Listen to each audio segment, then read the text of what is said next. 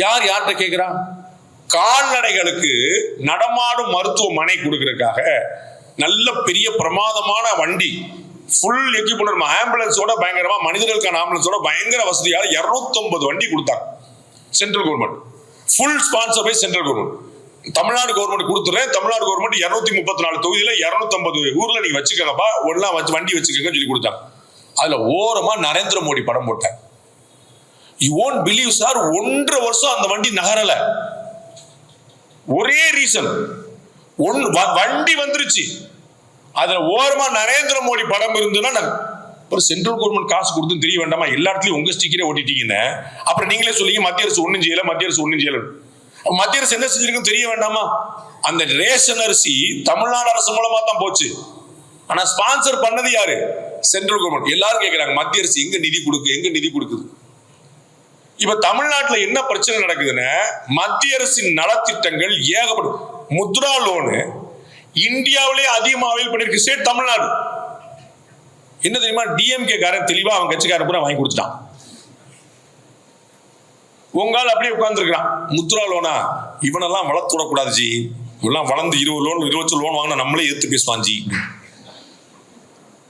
அவே வளர்ந்துடக்கூடாது. Indian நண்டு கதை வேற யாருக்கு பொருந்துமோ பொருந்தாதோ இந்த கட்சிக்கு கேரண்டியா பொருந்தும். அவன் வளர்ந்துடக்கூடாதுன்னு இவன் வளர்ந்துடக்கூடாது. 2 பேரும் வளரலான கட்சி எப்படிதான் வளரும்? எனக்கு புரியவே இல்லை. ஆட்கள் வளர்ந்தா தானே கட்சி வளரும், கட்சி வளர்ந்தா தானே ஆட்கள் வரும். நரேந்திர மோடி வளர்ந்து விடக்கூடாது என்று நினைத்தார் பாஜக அப்படி வந்து ஆட்சியை பிடிச்சிருக்கும். சிம்பிள் ஆச்சு. கம்யூனிஸ்ட் இப்படிதான் காணாம போனாங்க. சோம்நாத் சாட்டர்ஜி பிரதமர் ஆகிறதுக்கான வாய்ப்பு வந்துச்சு, ஜோதி பாசு பிரதமர் ஆகிறதுக்கான வாய்ப்பு வந்துச்சு.